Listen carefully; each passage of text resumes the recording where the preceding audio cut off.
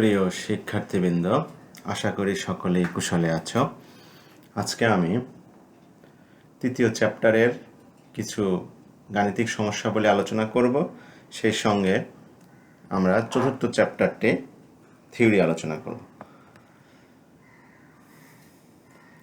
তৃতীয় চ্যাপ্টারের প্রবলেম এর আগে আমরা কিছু সূত্র দেখে নেই, যেগুলো আমাদের অঙ্ক করতে কাজে লাগবে।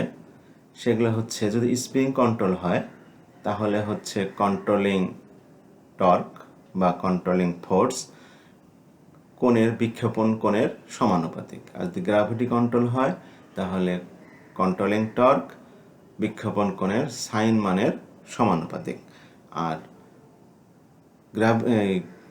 ডিফ্লেকশন টর্ক, এটা সাধারণত অঙ্কে বলে দেওয়া থাকে, এই জন্য আমি এখানে লিখি নাই, বলে দেওয়া থাকে যে, আর সাধারণত ডিফ্লেকশন টর্ক হয় হচ্ছে মুভিং আয়রনের ক্ষেত্রে কারেন্টের বর্গের সমানুপাতিক। ওটা অঙ্কে বলা থাকে দেখে আমি এখানে সূত্র আকারে লিখিনি। তবুও মনে রেখো যে ডিফ্লেক্টিং টর্ক টিডি প্রপোর্শনাল টু আই স্কোয়ার। আচ্ছা, তারপরে যদি স্প্রিংয়ের টর্ক নির্ণয় করতে বলে, এগুলো তো গেল যে আমরা যে বিক্ষেপণের তিনটা, আমাদের যে মুভিং ইনস্ট্রুমেন্টের তিনটা ফোর্স থাকে বা বল থাকে তার উপর ভিত্তি করে। আর তার যদি শুধু স্প্রিংটার টর্ক নির্ণয় করতে পারে, যেটা হচ্ছে আমরা কন্ট্রোল করে থাকি, কন্ট্রোলিং টর্ক সৃষ্টির জন্য যে স্প্রিংগুলো ব্যবহার করে থাকি, সেটা কি পরিমাণ টর্ক উৎপন্ন করবে, সেটা সূত্র হচ্ছে E B T cube into theta by 12L। উপরে যে আমি কোণ নির্ণয় করেছি, এই কোণটা থাকে হচ্ছে তোমার ডিগ্রিতে, এই কোণ ডিগ্রিতে, আর এইখানে যে কোণ এটা থাকবে কিসে, রেডিয়ানে। রেডিয়ান করতে গেলে কি হবে, যদি 90 ডিগ্রি হয় তাহলে রেডিয়ান হচ্ছে π/2 দিয়ে, π/2 হচ্ছে 90 ডিগ্রি। এটা সমান সমান যদি আমরা রেডিয়ান করতে যাই তাহলে উপরে হচ্ছে পায়ের মান হচ্ছে 3.14 বা যেটা থাকে, সেটা থেকে আমি যদি 2 দিয়ে ভাগ দেই তাহলে যে মান বের হবে সেটাই হবে রেডিয়ান। এটাকে সংক্ষেপে RED দ্বারা প্রকাশ লেখে। আচ্ছা, এখন বিক্ষেপণ কখন স্থির হবে, যখন আমরা পয়েন্টারটি স্থির হবে যখন কন্ট্রোলিং টর্ক এবং ডিফ্লেক্টিং টর্ক সমান হবে। এটা একটা শর্ত আমাদের। এখন দেখে নেই কোন বর্ণ দ্বারা কি বা অক্ষর দ্বারা কি বোঝানো হয়েছে। এখানে কারেন্ট আই দ্বারা কারেন্ট বোঝানো হয়েছে, থিটা দ্বারা কোণ, এই কোণটা হচ্ছে সাইন থিটা বা কস থিটা, সেটার সঙ্গে যেটা ছিল। টিসি দ্বারা হচ্ছে কন্ট্রোলিং টর্ক, টিডি দ্বারা হচ্ছে ডিফ্লেক্টিং টর্ক, টি হচ্ছে স্প্রিংয়ের কন্ট্রোল। এটার একক কেজি মিটারে অথবা নিউটন মিটারে। যদি ইয়ং এর মডুলাস আমাদের নিউটনে দেওয়া থাকে তাহলে এটা হবে নিউটন মিটার, আর কেজি দেওয়া থাকলে হবে কেজি মিটার। আর এটা কি, ইয়ং মডুলাস, অর্থাৎ স্প্রিংটা কি পরিমাণ প্রসারণ সংকোচন ক্ষমতা রাখে সেটা। বি হচ্ছে তোমার স্প্রিং পাতের প্রস্থ, অর্থাৎ কতটুকু চওড়া পাত। টি কিউব হচ্ছে তোমার স্প্রিং পাতের পুরুত্ব, স্প্রিংটা কতটুকু পুরু। আর এল হচ্ছে আমরা স্প্রিংটা পেঁচিয়ে পেঁচিয়ে ওটাকে যদি টেনে লম্বা করি, সোজা করি, তাহলে কতটুকু দৈর্ঘ্য হবে সেটা হচ্ছে আমাদের এল। এলে সব কিছু মিটারে থাকবে, তাহলে একক হবে হচ্ছে কেজি মিটার স্কোয়ার বা নিউটন মিটার স্কোয়ার। আর টি টর্ক হচ্ছে কেজি মিটার বা নিউটন মিটার। এগুলো যদি এককে না দেওয়া থাকে সেগুলো আমাকে রূপান্তর করে নিতে হবে, যেগুলো আমরা প্রথম পর্বে শিখেছি। কিউব, কিলোমিটার, মিটার, তারপরে হচ্ছে মিলিমিটার, এগুলো থেকে কিভাবে আমরা মিটারে আসব। তো বলি 1000 মিলিমিটারে হচ্ছে 1 মিটার, 100 সেন্টিমিটারে হচ্ছে 1 মিটার। এগুলোই সাধারণত আমাদের আসে। এখন একটা অঙ্ক করি। এখানে অঙ্কে বলছে যে একটি অ্যামিটার তার মধ্য দিয়ে প্রবাহিত কারেন্টের বর্গের সমানুপাতিক।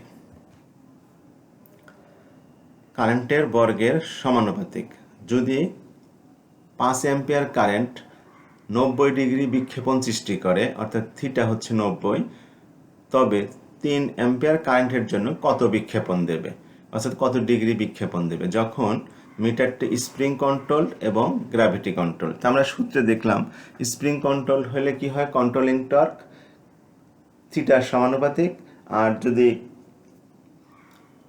গ্র্যাভিটি কন্ট্রোল হয় তাহলে কন্ট্রোলিং টর্ক সাইন থিটা এর সমানুপাতিক।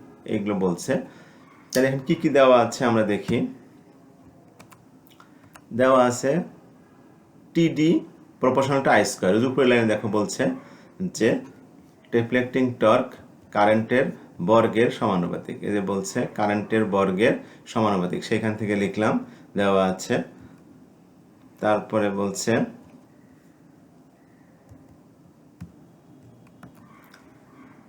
যেহেতু দুইটা কারেন্ট, এই জন্য প্রথমে একটা I1 ধরছি, পরেরটা I2 ধরেছি, তারপর θ1 90, θ2 মানে 3 অ্যাম্পিয়ার জন্য কারেন্ট কত, যেহেতু কারেন্ট 3 অ্যাম্পিয়ার কারেন্ট হচ্ছে I2, এই জন্য এখানে θ2 ধরেছি।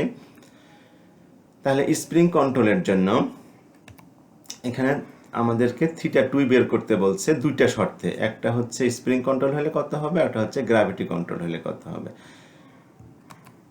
তাহলে এখন আমি প্রথমে স্প্রিং কন্ট্রোলের ক্ষেত্রে যদি নির্ণয় করি, এটা তো দেওয়াই আছে টিডি প্রপোর্শনাল টু আই স্কয়ার।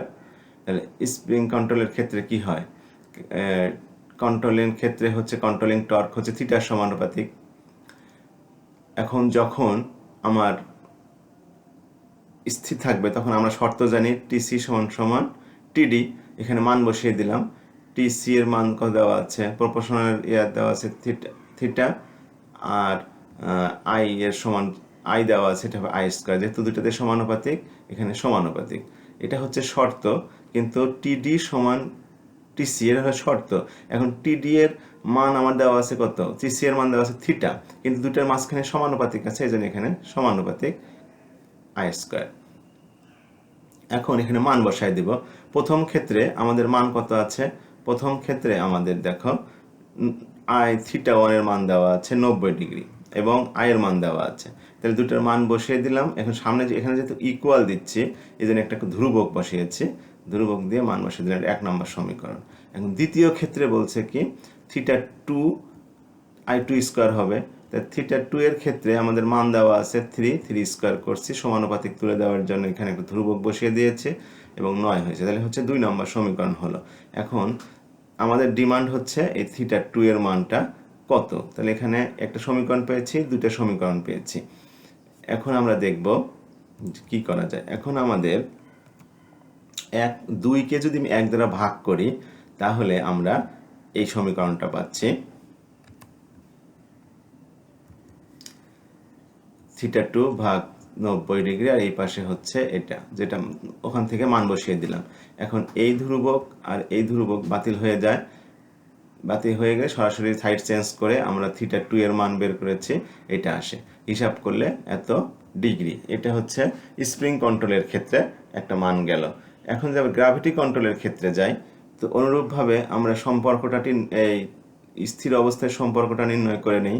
যেহেতু আমরা জানি এটা শর্ত দেওয়া আছে আর এটা আমরা জানি, এখন সমান করে দিলে আমাদের মূল সমীকরণটা আসে এইটা। এখন এই সমীকরণে আমরা এখন আমাদের মান বসিয়ে দেব। অনুরূপভাবে এখানে প্রথম ক্ষেত্রে আমাদের সাইন θ1 সমান সমান I1 স্কয়ার, এটা পেলাম। তাহলে এখন মান বসিয়ে দিলে, যেটা হলো একটা ধ্রুবক বসিয়ে দিয়েছি ইকুয়াল সমান সমান দেওয়ার জন্য, তাহলে এটা হলো 1 নম্বর সমীকরণ। এখন দ্বিতীয় ক্ষেত্রে সাইন θ2 সমান হচ্ছে I2 স্কয়ার, সমান হচ্ছে সমানুপাতিক। তাহলে এখন এখানে মান বসিয়ে দিয়ে অনুরূপভাবে এখানে 2 নম্বর সমীকরণ লিখলাম। এখন আগের মতোই, পূর্বের নিয়মের মতোই 2 সমীকরণকে 1 নম্বর সমীকরণ দ্বারা ভাগ করলো। ভাগ করার পরে যেটা আসছে এটা, এখানেও দেখো কে একটা সমানুপাতিক ধ্রুবক, এটা একটা ধ্রুবক, ধ্রুবক ধ্রুবক বাদ হয়ে গেছে। তারপরে আমরা এই পাশ থেকে সাইন থিটা এর মান বের করলাম, তাহলে আসে কি সাইন এটা। এখন সাইন থিটা সমান সমান আসে হচ্ছে আমাদের 0.36। যেহেতু আমাদের থিটার মান বের করতে হবে, সেই জন্য সাইনকে পাশে নিয়ে আসলে হয় সাইন ইনভার্স 0.36। এটাকে হিসাব করলে এই θ2 সমান সমান আমাদের মান আসে এইটা। এটাই হচ্ছে আর একটা উত্তর। এইভাবে আমাদের অঙ্ক খুবই সহজ। এইভাবে শুধু শর্তটা মনে রাখতে হচ্ছে যে গ্র্যাভিটি কন্ট্রোলের ক্ষেত্রে কি হচ্ছে আর স্প্রিং কন্ট্রোলের ক্ষেত্রে কি হচ্ছে। গ্র্যাভিটি কন্ট্রোলের ক্ষেত্রে আমাদের আসছে হচ্ছে এই সমীকরণটা, এটা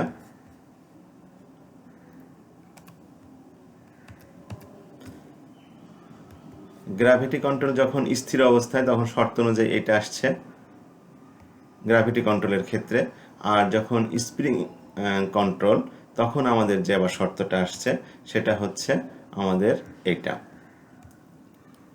আমাদের শর্ত থেকে বের করে নিলাম, তারপরে আমরা প্রসেস অনুযায়ী অঙ্কের কথা অনুযায়ী কাজ করলাম। এইভাবে আমরা সমাধান করতে পারবো। এখন আরেকটা অঙ্ক দেখি। ওই যে একটা সূত্র দেখেছিলাম আমরা যে T equal to E B T cube theta ভাগ 12L, সেই সূত্রের অঙ্ক করবো একটা। সেই সূত্রে কি করতে নির্ণয় করতে শিখেছি আমরা স্প্রিংয়ের টর্ক।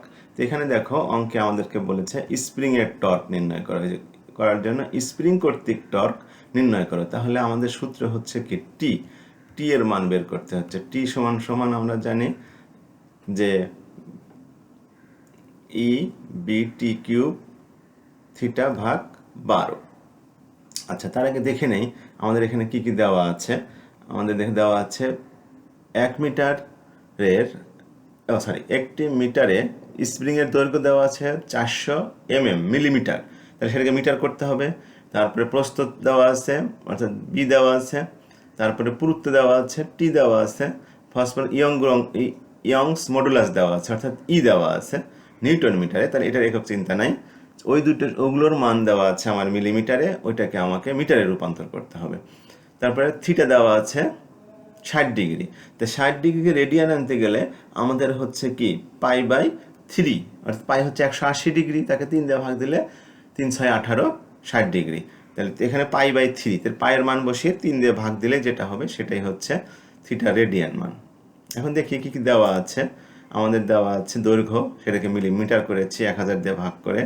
বি দেওয়া আছে 0.5 অর্থাৎ প্রস্থ দেওয়া আছে, সেটাকে আমরা 1000 দিয়ে ভাগ করে মিটার করেছি। তারপরে টি দেওয়া আছে অর্থাৎ পুরুত্ব দেওয়া আছে, সেটাকে মিটার করলাম 1000 দিয়ে ভাগ করে। তারপরে ইয়ং গুণাঙ্ক দেওয়া আছে নিউটন পার মিটারে, কোনো সমস্যা নেই, আমাদের এটাতে এর মূল একক এটাতেই থাকবে। আর তাহলে এখানে যেহেতু আমাদের নিউটন পার মিটার স্কোয়ারে দেওয়া আছে, তাহলে আমাদের টর্ক বের হবে কি নিউটন মিটারে। যদি কেজি পার মিটার স্কোয়ার দেওয়া থাকতো তাহলে আমাদের একক বের হতো কেজি মিটারে, টর্কের একক বের হতো। এখন থিটা দেওয়া আছে, দেখো আমি থিটা এখানে বের করে দিয়েছি, থিটা বের করার প্রসেস দেখিয়ে দিয়েছি। এই যে 60 ডিগ্রি রেডিয়ানে করলে হয় এইটা, তাহলে তবে পায়ের মান বসিয়ে দিয়ে ভাগ করলে এত রেডিয়ান।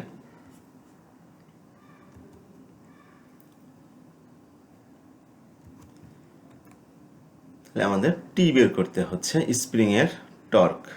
এখানে টি দ্বারা কিন্তু আবার কন্ট্রোলিং টর্ক বা ডিফ্লেক্টিং টর্ক বোঝায়নি, স্প্রিংয়ের টর্ক। এখানে শুধু টি দিয়েছি, আর যদি টি সি এবং টি ডি দিতাম তাহলে হচ্ছে অন্যগুলো বোঝাতাম। এখন সলিউশন আমরা জানি কি যে সূত্র সরাসরি এটা, তারপরে মান বসিয়ে দিলাম, কোনো জটিলতা নাই, শুধু মান বসিয়ে দিয়েছি। এই যেখানে ভাগ আকারে এটা নিচে ভাগ আকারে 12L, এর মান বসিয়ে দিলাম। ক্যালকুলেটরে চাপ দেওয়ার পর যেটা আসছে সেটাই হচ্ছে আমাদের টর্কের মান। এখন যেহেতু আমাদের ইয়ং এর মডুলাসের গুণন দেওয়া ছিল হচ্ছে নিউটন পার মিটার স্কোয়ারে, এই জন্য এই টি এর মান আমাদের বের হবে শুধু নিউটন মিটারে। খুবই সহজ, এই সূত্রটা শুধু আমাদেরকে মনে রাখতে হচ্ছে। আর হিসাব তো তোমরা ক্যালকুলেটরে করতে পারবা মান বসিয়ে দিয়ে।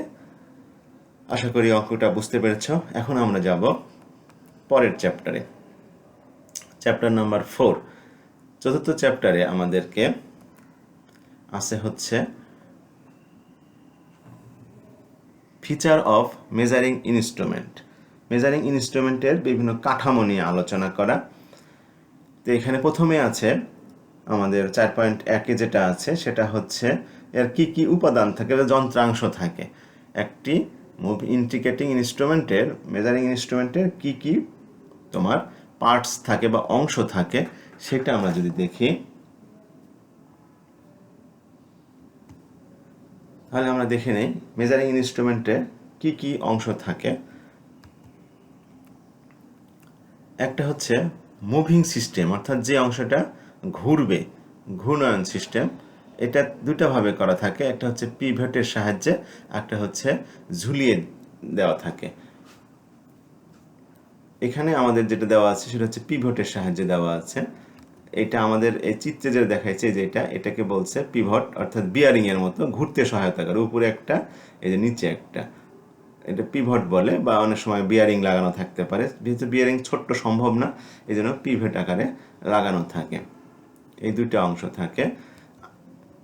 এটা হচ্ছে মুভিং সিস্টেম, অর্থাৎ ঘুরানোর জন্য যে সিস্টেমটা থাকে। তারপরে থাকে হচ্ছে স্থায়ী চুম্বক।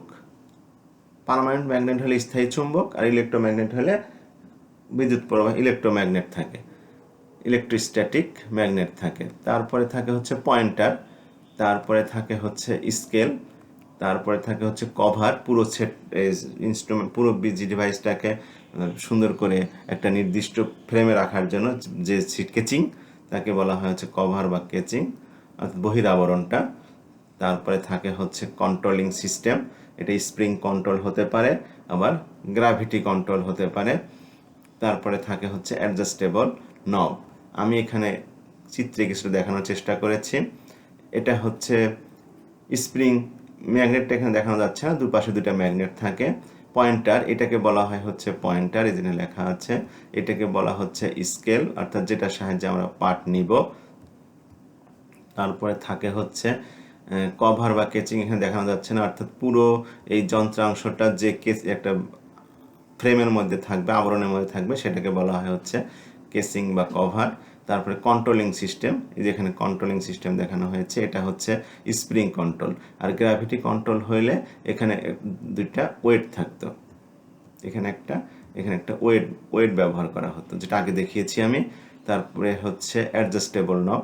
অ্যাডজাস্টেবল নব এটা হচ্ছে তোমার কভারের উপরে থাকে, এটা তোমার কভারের উপরে দেখানো যাচ্ছে না।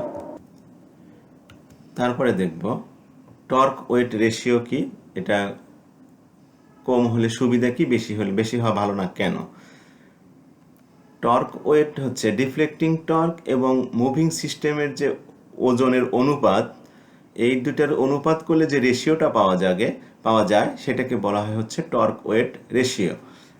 এই রেশিওটা আমাদের অনুপাত বেশি হওয়া ভালো হলে কি হবে, ডিফ্লেক্টিং টর্কটা আমার বেশি হবে, মুভিং সিস্টেমের ওজনটা কম হবে, যেহেতু ডিফ্লেক্টিং টর্ক উপরে এবং মুভিং সিস্টেমটা হচ্ছে নিচে থাকে ভাগ আকারে যেহেতু। তাহলে অনুপাত যত বেশি হবে তত ভালো, তার মানে হচ্ছে আমার ডিফ্লেক্টিং টর্কটা বেশি, ফলে কাঁটাটা দ্রুত আমাকে মান দেখাতে পারবে। আর মুভিং সিস্টেমের ওজন কম হলে আমার কি হবে, ঘর্ষণজনিত টর্ক কম হবে, ফ্রিকশন কম হবে। এই জন্য আমার স্মুথলি আমার মিটারটি কাজ করতে পারবে। আবার ফ্রিকশন যত কম হবে ডিফ্লেক্টিং টর্ক তত বেশি হবে, অর্থাৎ ফ্রিকশন কমে গেল, বাধা কমে গেল, ফলে আমার কাঁটাটা দ্রুত ডিফ্লেক্ট করতে পারছে, বিক্ষেপণ দিতে পারছে।